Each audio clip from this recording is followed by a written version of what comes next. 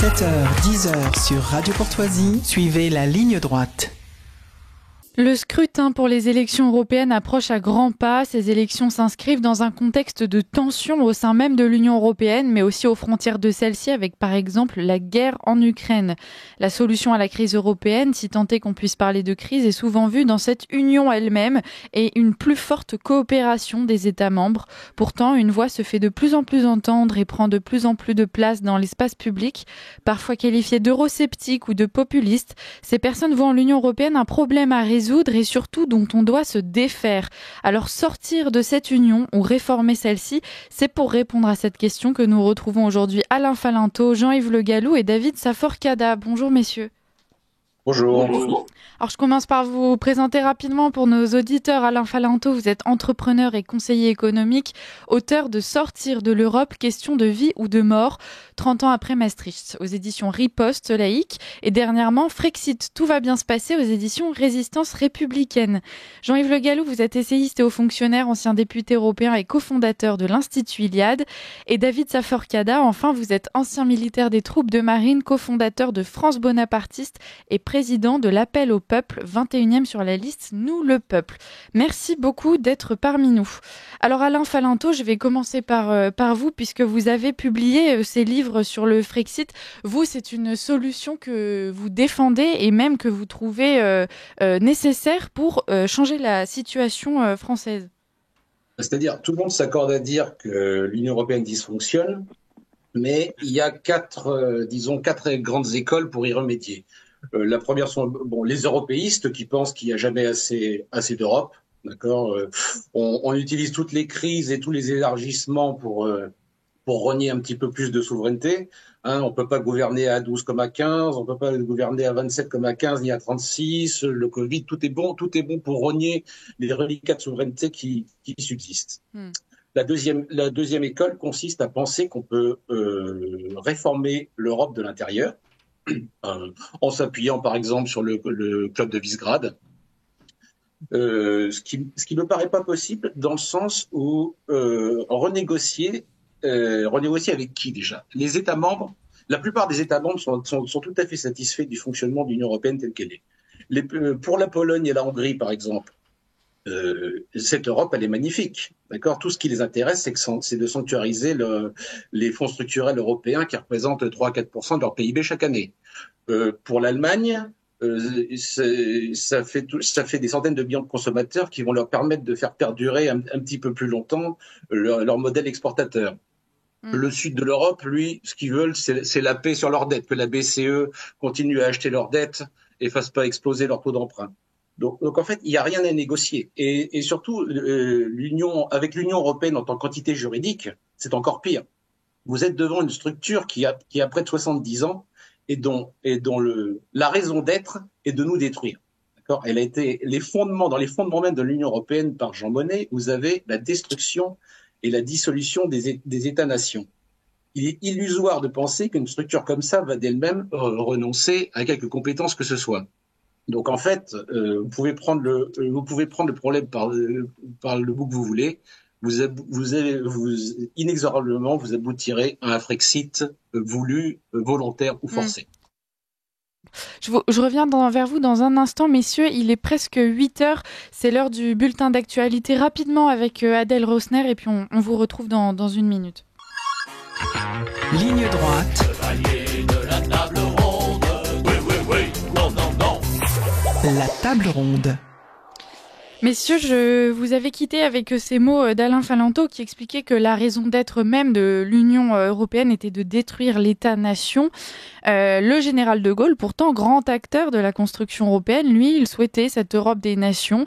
Il était même d'ailleurs très attaché à la France en tant que nation. David Safor-Cada, qu'est-ce que vous pensez de ça? Est-ce que l'Union européenne est intrinsèquement vouée à nuire à l'État-nation? Oui, alors si on prend le sujet de ce côté-là, effectivement, entre l'Europe souhaitée par le général de Gaulle Et l'Union européenne, effectivement, on s'éloigne de plus en plus de l'Europe des nations. Et il suffit de regarder un peu tout ce que fait l'Union européenne, que ça soit le vote de novembre dernier mettant fin, si on peut dire, au droit de veto. Mais c'est pire que ça. Au mois de janvier, une résolution a été votée. Sur laquelle il est fait état de la disparition des histoires nationales au profit d'une histoire de l'Union européenne. D'accord, donc j'ai plus la référence en tête. Je crois que c'est la 2023-21-12, la résolution 2023-21-12. Qui vient expliquer que il faut effacer les histoires nationales. Donc effectivement, l'Union européenne actuelle cherche à gommer de plus en plus les nations qui la composent, que ce soit la France, l'Espagne, l'Italie et autres.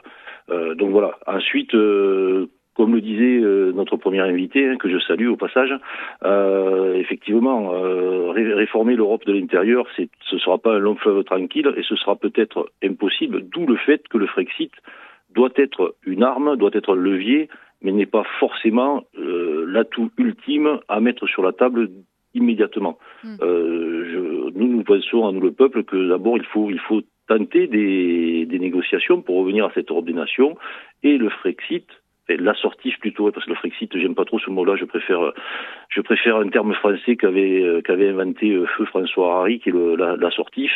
Et l'assortif doit être l'arme que nous devons poser sur la table, mais il faut pas que ça soit une sortie sèche, si je puis dire. Il faut que ça soit négocié et que la France ait assuré ses arrières par rapport à ce fait. Vous parlez de la nécessité d'assurer nos arrières en cas de sortie de l'Union européenne. Effectivement, les plus tièdes sur la question du Frexit, pour ne pas dire ceux qui y sont carrément opposés, avancent souvent cet argument du risque, notamment le risque économique. Alain Falinto, vous avez essayé de démonter ces inquiétudes, notamment dans votre livre. Est-ce que vous pourriez nous en dire plus ? Surtout, ce qui inquiète surtout les gens, c'est la dette. D'accord, ce sont les 3150 milliards de dettes en euros que la France a contractées. Mais simplement, la dette, si vous devez quelques milliards, oui, vous êtes en état de fragilité vis-à-vis de vos créanciers. Quand vous devez 3150 milliards, si vous voulez, vous avez l'équivalent d'une dialectique de maître et de l'esclave qui se met en place. C'est-à-dire, vous êtes vis-à-vis des créanciers, vous êtes dans une position de dialogue de type dissuasion nucléaire. Si vous sautez, ils sautent avec vous. Vous comprenez ? C'est pas, personne n'a envie de voir la France en défaut. Alors bien sûr, les agences de notation ont déjà prévenu. Au cas où nous sortirions de la zone euro, il faudrait rembourser en euros, sinon ce serait immédiatement le défaut. Mais je peux vous assurer que si la Grèce a failli, si le spectre du défaut de la Grèce a failli faire sauter toute l'Europe financière, est-ce que vous imaginez ce que serait le défaut de la France ? Donc, je pense pas que les créanciers aient envie de ça. Et je suis intimement persuadé que c'est l'opportunité de la renégocier, cette dette. Parce que de toute façon, il est bien évident qu'on peut plus la payer. Déjà, le nominal, on le remboursera jamais. D'accord ? On ne fait que rouler cette dette.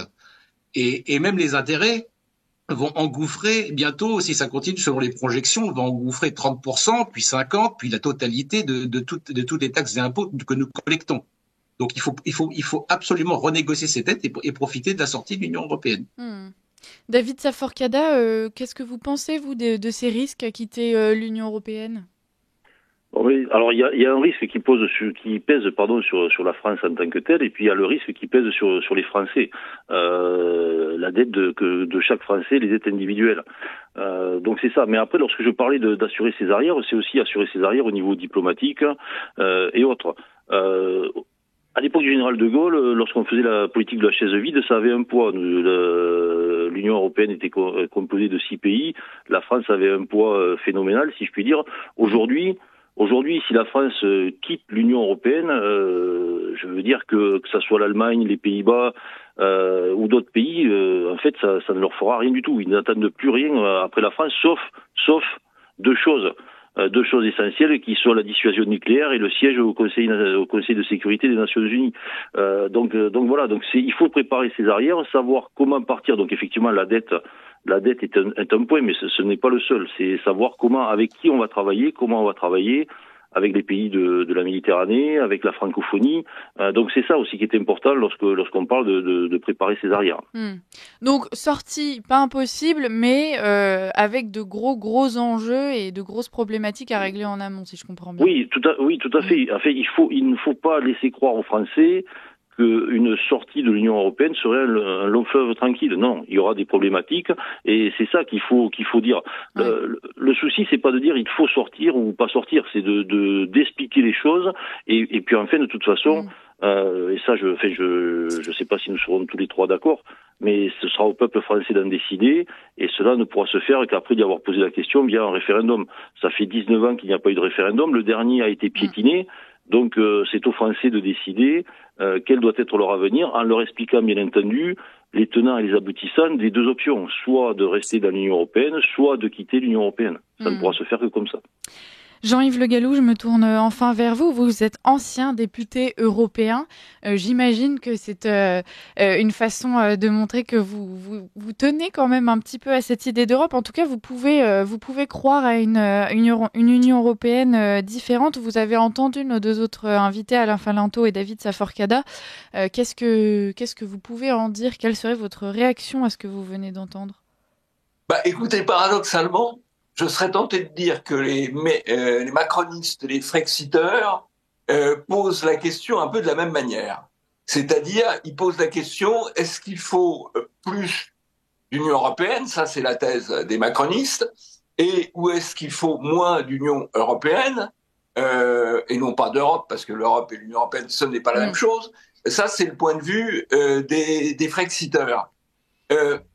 Moi, ce qui me paraît essentiel, c'est pas tellement à quels endroits on mène la politique, mais quelle politique on mène.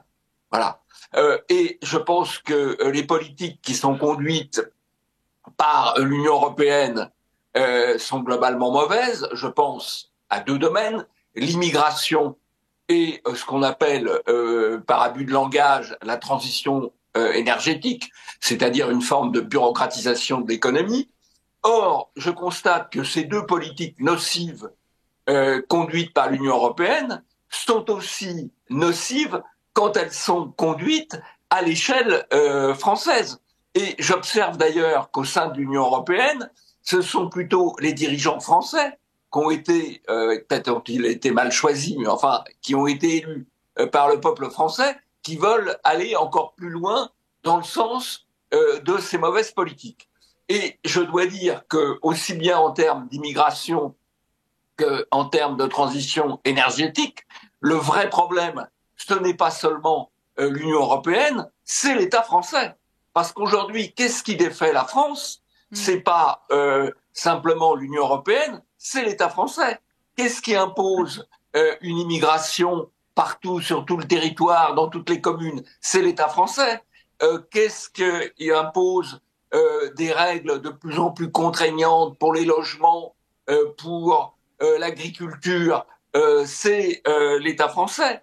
Qu'est-ce qui a détruit l'école et notamment la transmission de l'enseignement d'histoire à l'école? C'est l'État français. Qu'est-ce qui a mené une politique énergétique catastrophique? C'est l'État français. C'est-à-dire qu'au fond, je pense qu'il faudrait peut-être pousser la logique des Frexiteurs encore plus loin et dire, mais non seulement il faut le Frexit, mais il faut l'Étaxit, parce que l'État français, il est encore pire concrètement dans la vie de tous les jours que l'Union européenne elle-même. Voilà. Et je pense que le vrai sujet, c'est moins celui des institutions que celui des politiques qui sont conduites. Moi, je voudrais qu'il y ait une politique qui arrête et qui engage la remigration à l'échelon européen et à l'échelon français. Et je voudrais qu'on arrête avec toutes les sottises de la transition énergétique à l'échelle européenne, mais aussi à l'échelle française et même au-delà, à l'échelle de chacune de nos collectivités territoriales. Ce qui me paraît essentiel, c'est les politiques qui sont suivies par les institutions. Donc finalement, la solution, ça serait surtout d'élire les personnes compétentes pour mener des politiques ajustées au sein de l'Union européenne. Pas compétentes, ayant des bonnes politiques. Ouais. Il est évident qu'à partir du moment où les Français élisent Macron, à 2 reprises, eh bien, ils ont une mauvaise politique Et la mauvaise politique de l'Union européenne, Macron en est très largement l'acteur. Alain Falinto, qu'est-ce que vous répondez à Jean-Yves Le Gallou qui explique que finalement, au-delà de l'Union européenne, ce sont surtout les politiques qui sont menées le problème? Mais bien entendu, le Frexit, auquel je préfère le terme de Frextirp, mélange de France et de extirper, me paraît plus à propos, est une solution nécessaire mais pas suffisante, bien entendu. Rien ne sera possible sans une reprise en main de ce qu'on appelle l'État profond, c'est-à-dire de nos hauts fonctionnaires et de nos juges qui de toute façon nous empêcheront de mener quelque politique que ce soit. Donc Monsieur Le Gallou a raison. Nous souffrons d'abord de la trahison de nos hommes politiques, c'est certain. Maintenant, ceci étant dit, il faut quand même hiérarchiser les problèmes. Moi, je pense, pour moi, le problème principal auquel nous avons affaire, c'est l'immigration arabo-musulmane. C'est l'invasion, la marabunta migratoire qui va s'abattre sur nous dans les décennies à venir avec la bande sahélienne dont la démographie va exploser. Et il se trouve que l'Union européenne est profondément immigrationniste, par essence. Vous avez le plan Juncker, il a été décidé que 50 millions d'immigrés déferleraient en Europe. Ça a été décidé par la Commission, et dans l'état actuel des choses, on ne peut pas s'y opposer. Parce que je rappellerai que, alors, certains précisent de désobéir, mais je vous rappellerai que l'Union européenne est inscrite dans... Alors, on vous a perdu, Alain Falinto. Je pense que votre connexion est en difficulté, mais je rebondis avec vous, Jean-Yves Le Gallou, c'est pas grave. Vous entendez les propos d'Alain Falinto qui explique que la France souffre des mesures imposées par l'Union européenne. Est-ce que aujourd'hui, il est possible d'imaginer une France qui pourrait conserver sa souveraineté au sein de l'Union européenne? Écoutez, oui, la politique de l'Union européenne en matière migratoire est parfaitement mauvaise. Bon, ça c'est vrai. Simplement, quand la France accorde le regroupement familial, qui est une des premières causes, d'immigration, c'est pas l'Union européenne qui l'a décidé, c'est le Conseil d'État en 1978. En 1978, c'est le Conseil d'État. Quand la France accorde le droit d'asile pour des raisons dites subsidiaires, c'est-à-dire pour des raisons qui n'ont rien de politique, c'est l'OFPRA et la Cour nationale du droit d'asile qui l'a décidé. Donc là aussi, c'est une décision française, en l'occurrence, une décision des juridictions françaises. Quand la France accueille 100 000 étudiants étrangers par an, qui explique d'ailleurs le côté très pro-palestinien de beaucoup de facultés, c'est elle aussi qui le décide. C'est-à-dire que je crois que la politique migratoire qui est conduite est mauvaise, oui. L'inspiration de l'Union européenne sur la politique migratoire est mauvaise, mais c'est aussi les politiques françaises qui sont mauvaises en la matière. Ce sont les juridictions françaises qui ont pris une série de décisions nocives en la matière, et je crois qu'il y a beaucoup de choses qui pourraient être faites à la simple échelle nationale. Encore faut-il effectivement, et là je rejoins ce qui a été dit par mon prédécesseur, qu'on reprenne la souveraineté, y compris contre les juges et contre les oligarchies dirigeantes. Le problème des Français, comme le problème des Européens, c'est leurs oligarchies dirigeantes qui ont une vision mondialiste du monde et qui tendent à l'imposer à travers les médias de grand chemin et à travers les décisions judiciaires. C'est ça le véritable problème. Les institutions européennes ne sont au fond qu'un aspect du problème. David Saforcada, vous entendez Jean-Yves Le Gallou. Est-ce que sortir de l'Union européenne, ça ne serait pas finalement déresponsabiliser un petit peu la France dans les problèmes qui nous arrivent? La déresponsabiliser, non, je pense pas. Reprendre notre pleine et entière souveraineté permettrait justement de mettre en application une nouvelle politique ou de nouvelles politiques vis-à-vis à la problématique de l'immigration qui vient d'être abordée, et vis-à-vis de d'autres politiques. Maintenant, je suis un peu surpris par par ses propos sur l'immigration, parce que bon, je partage le fait qu'il faut contrôler notre immigration, etc. Mais je suis étonné que certains, dont le candidat à la présidentielle qui avait soutenu M. Le Gallou, ne soient pas dérangés par une immigration intra-européenne qui participe au dumping social et salarial qui touche nos salariés. Donc, lorsqu'on parle d'immigration, il faut aussi voir la problématique de l'Union européenne qui permet à chacun de pouvoir se déplacer et de pouvoir travailler et donc en fonction et de venir faire concurrence notamment au plan français vis-à-vis des salariés français. Donc c'est un tout. On peut pas combattre une immigration et en accepter une autre qui fait peser elle aussi un poids certain sur nos salariés. Mais après effectivement c'est un fait. L'Europe est responsable d'énormément de choses parce que certains politiques français ont bien voulu se laisser mettre les menottes au poignet, si je puis dire. Donc il faut retrouver une souveraineté qui permettra, comme je le disais tout à l'heure, d'appliquer de nouvelles politiques vis-à-vis des pays européens ou vis-à-vis de la francophonie, par exemple, ou d'autres pays étrangers. Jean-Yves Le Gallou, vous voulez répondre à David Saforcada ? Je crois que c'est vrai qu'il y a un problème de l'immigration baisse effectivement, contribue à baisser les salaires, et c'est vrai de l'immigration qui peut venir de l'Est de l'Europe, par exemple, comme de l'immigration qui peut venir de l'extérieur de l'Europe. Simplement, en termes d'identité, de civilisation, et sur le long terme, le plombier polonais ou le plombier ukrainien posera potentiellement beaucoup moins de problèmes que le plombier afghan ou pakistanais. Voilà. Mais sur le plan de la circulation complète des travailleurs à l'intérieur de l'Union européenne, elle a effectivement des effets pervers, sachant encore une fois qu'il faut mieux un plombier polonais qu'un plombier afghan. Voilà. Messieurs, il nous reste quelques secondes. Je regrette que Alain Falinto ne puisse plus être parmi nous. On a des problèmes de connexion, chers auditeurs, pour ne rien vous cacher. J'aimerais terminer cet entretien par une question simple que je vais vous poser à tour de rôle. Alors, pour ou contre le Frexit, David Saforcada ? Question compliquée qui pourrait amener une réponse de Normand, que je ne suis pas. Oui, pour un Frexit, si celui-ci est le dernier recours et que celui-ci a été fait intelligemment et expliqué aux Français et de toute façon uniquement si les Français le décident, encore une fois par le biais d'un référendum. Jean-Yves Le Gallou. Le vrai sujet, c'est pas le Frexit, c'est le Migrexit. Voilà. Régler le problème de l'immigration. Et le vrai sujet, c'est pas le Frexit, c'est peut-être l'Étaxit, c'est-à-dire faire en sorte que l'État français s'occupe moins ou s'occupe autrement du logement, de l'école, de l'énergie. Il y a déjà balayons devant notre porte, il y a beaucoup de choses à faire déjà. Merci beaucoup, messieurs, pour cette réponse et puis pour toutes celles que vous nous avez données avant.